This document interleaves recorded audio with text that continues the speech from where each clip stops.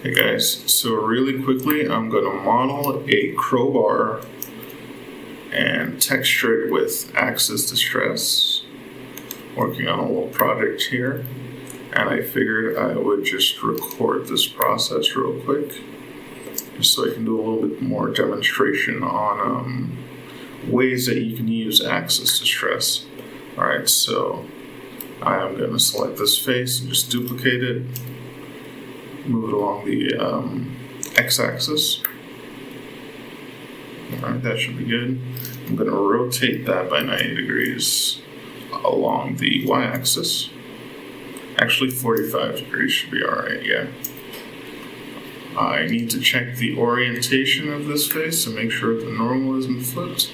It is, so I'm just going to select the face, flip the normals. I also need to apply rotation scale.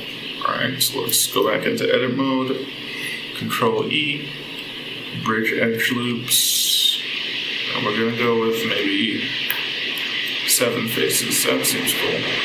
Anyway, so I'm going to take this last face here and just extrude it out a bit. This is going to be that little wedge section. And I will scale this face down with S. So it's nice and pointy. Then I'll scale it out on the y-axis to about there. And that's cool. Let me do the bottom real quick, select this face. I'll go into orthographic mode. And for this face, I'll actually just extrude it out. So I'll hold Control and right click. Maybe a little bit less of an extreme angle. That's good. So I'll scale that down with S. And do the same thing, I'll just scale it out on the y-axis again to about there. Alright, so we have our overall shape.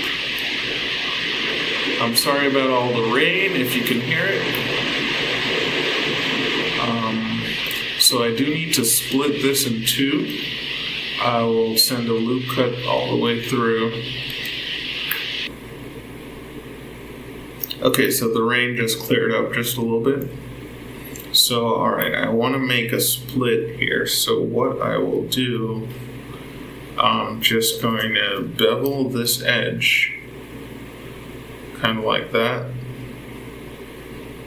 And I will delete all of these faces. I'll go into vertex select mode. I'll delete this one. Delete this vertex as well. And I'll start connecting these back up. Select them, hit F.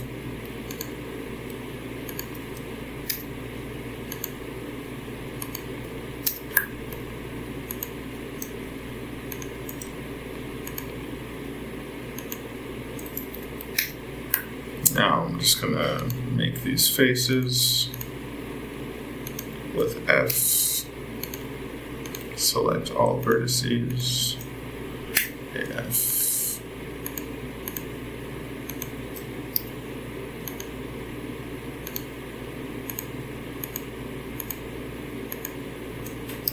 Don't forget these on the bottom, F.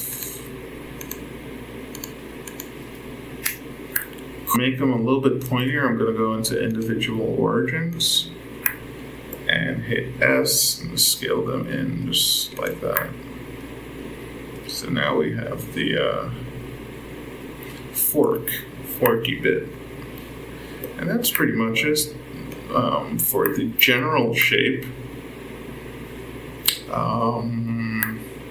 We're going to have to unwrap it, so we're going to have to mark some seams first. Because this is more of a cylindrical type object, believe it or not.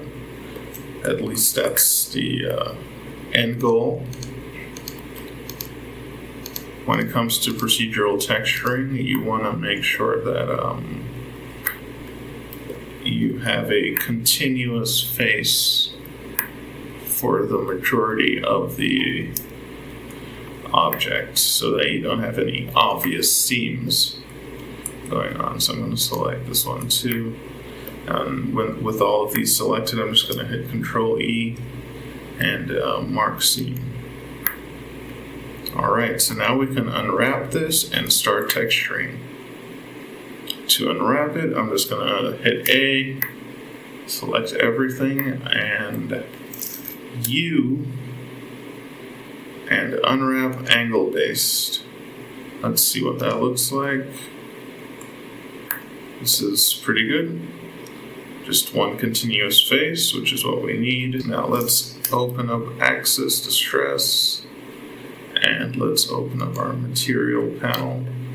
I'm going to remove the default material from in here. Alright, and let's go with a prefab. Right, sometimes it's cool to just start with a prefab.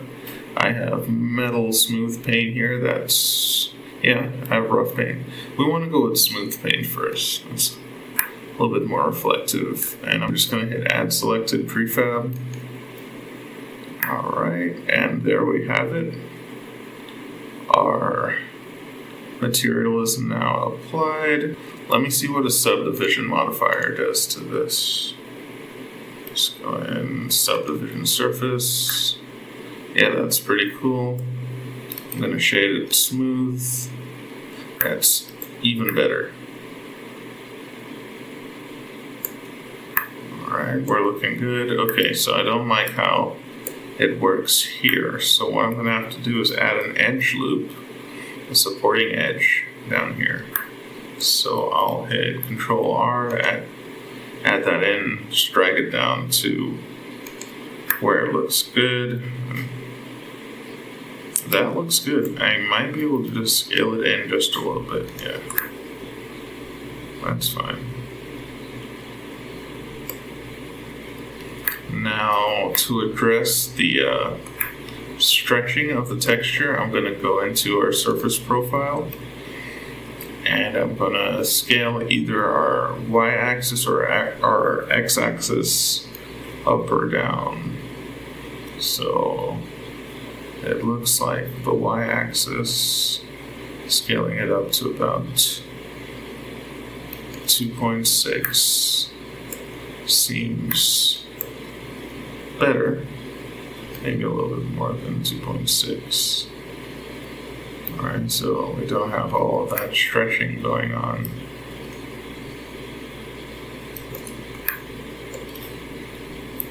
Maybe a little bit more.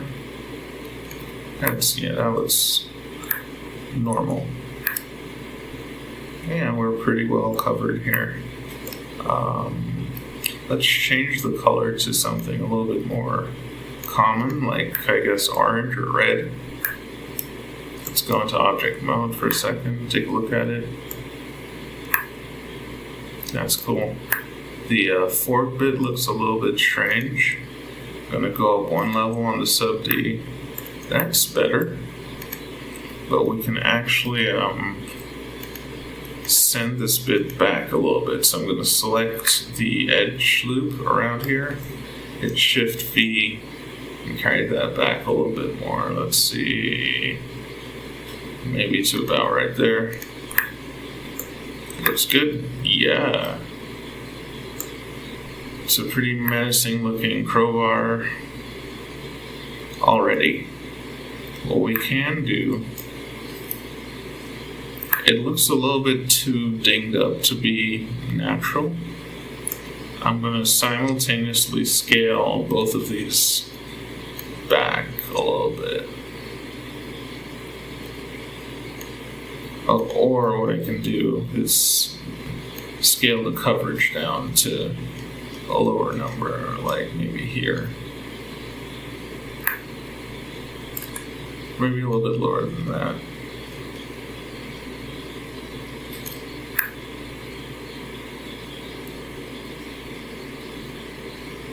That's not too bad. Alright, so we have some stretching going on the front edge. I may need to just add some edge loops on this, maybe about there, so that's good.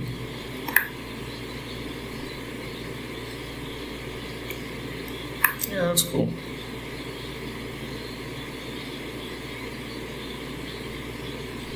I'm thinking I want a little bit of damage on the front here, just to make it seem a little bit used. But this is a good starting point. Maybe we can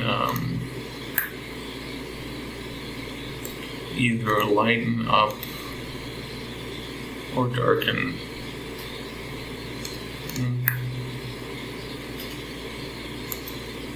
I think a little bit darker is actually better.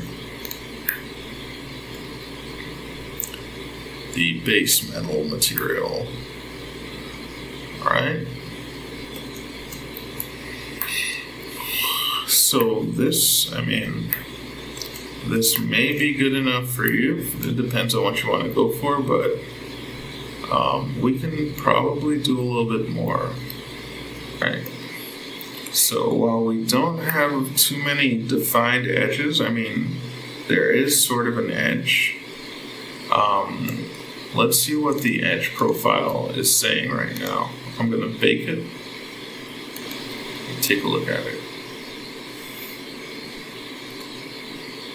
Okay, so it's a little bit too wide, so what we can do is eject it and turn our age inverse up to maybe about 40. Hit bake.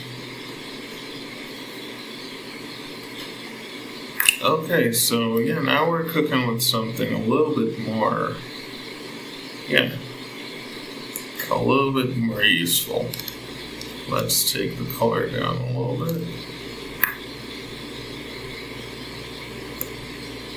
I may need to just add some more seams here. So I'm going to select these edges in here. Hit Control E, mark seam. Hit Control A, U, unwrap, angle based. So that looks cool. I want to check the seam area to make sure that it's not too hard. That's actually pretty good. It's almost as though there is no seam, so this is a really good unwrapping.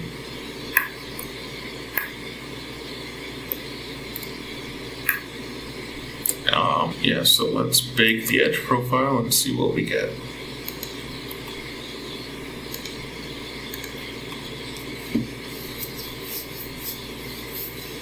Nice.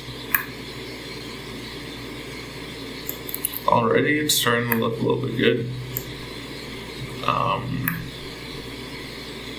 We can get it a little bit wider. So I'm just going to take this back down a little bit. Maybe about there. Hit bake.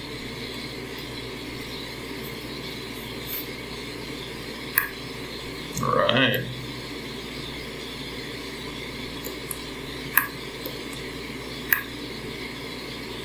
I'm a fan.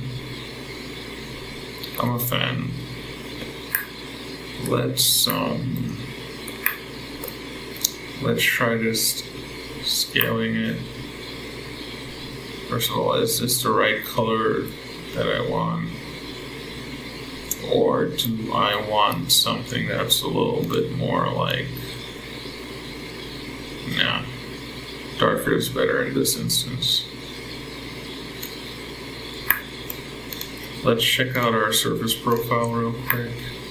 I want to see if maybe just adding more disturbance helps it.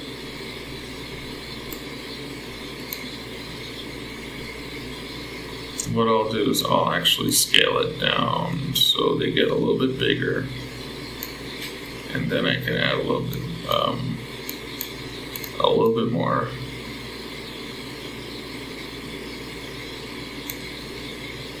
Just rotate it a little bit, see if we can get a nice position. that we like.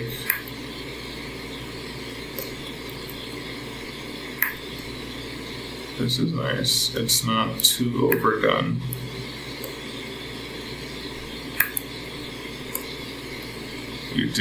It does seem as though the depth isn't as prominent, so I'm gonna maybe try to increase the depth a little bit.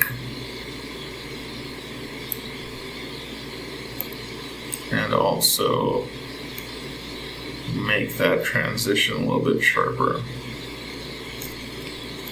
I can use this one. Yeah. Alright, so we can actually bring the depth back down to like 0.005. It's starting to look good.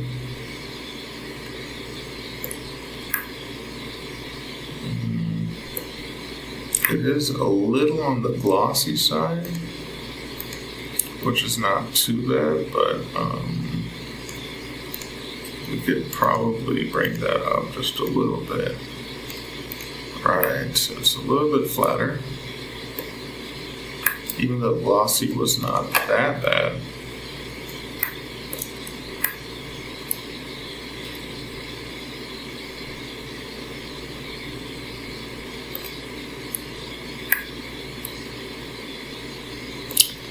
Yeah, this is pretty cool. Let's add in some more grit.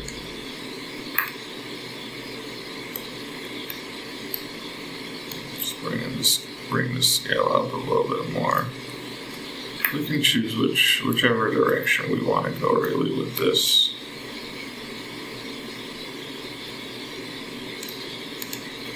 I think the larger scale is a little bit better. Maybe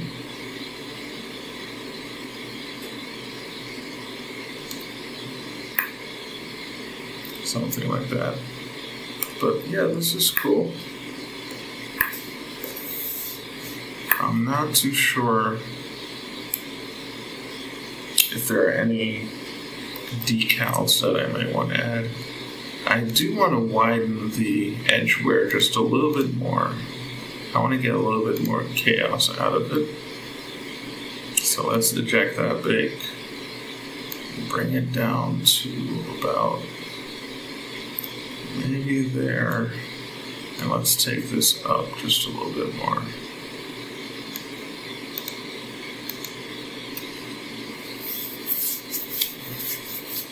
Alright, so it's definitely a little bit more sporadic.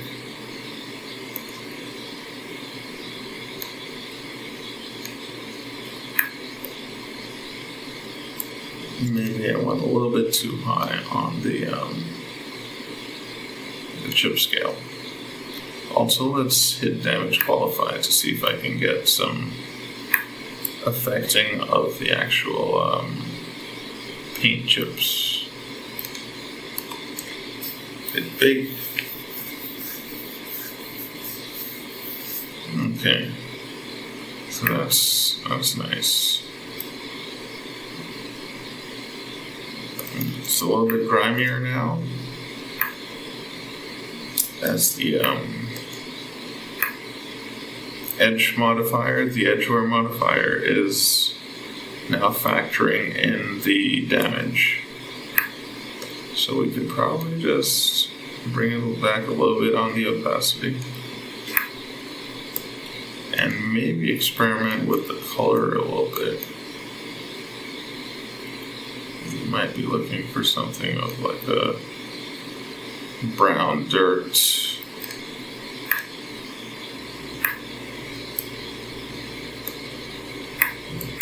That's good. Maybe a darker red might be even better. So somewhere around here.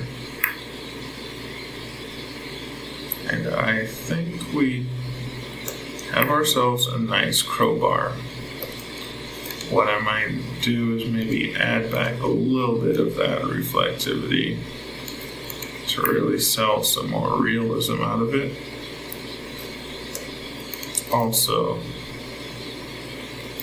We may need to get some edge loops going on the fork end of things to sort of sell this a little bit better.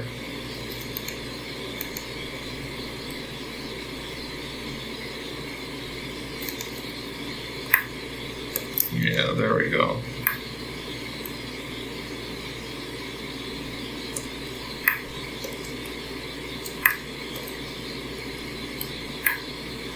I'm going to add just a little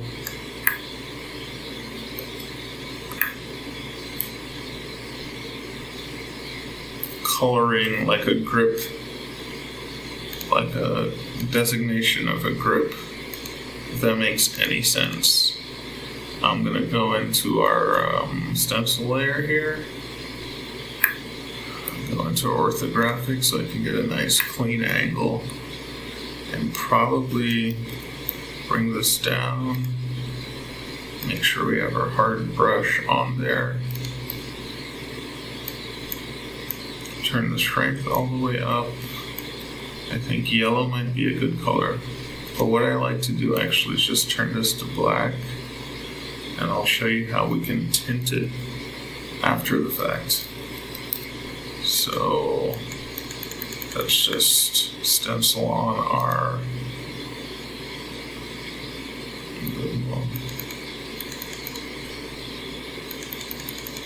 handle here.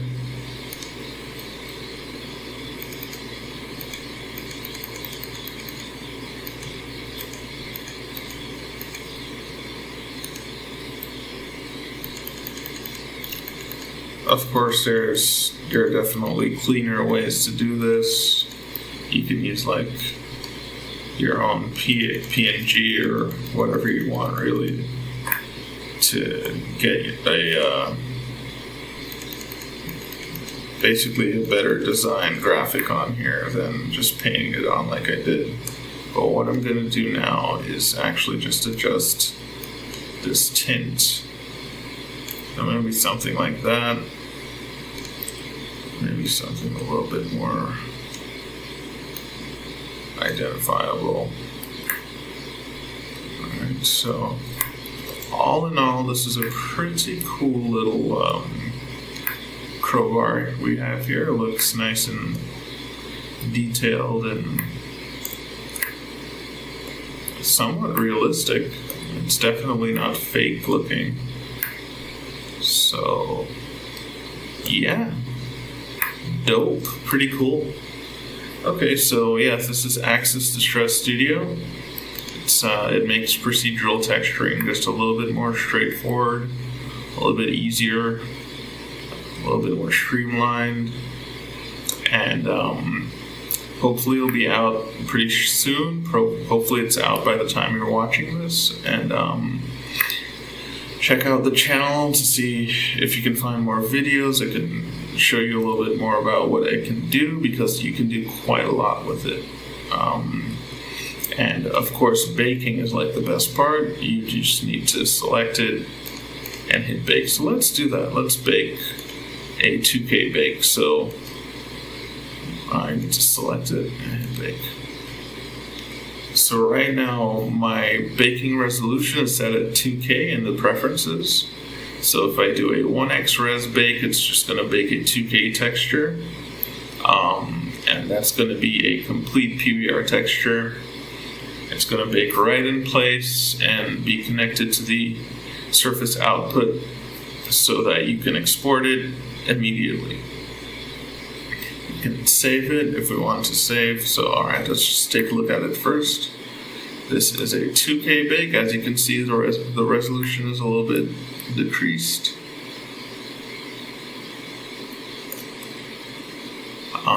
But it is a nice, successful 2K bake, ready to be exported. If you export the object as it is right now, it will export with textures in place.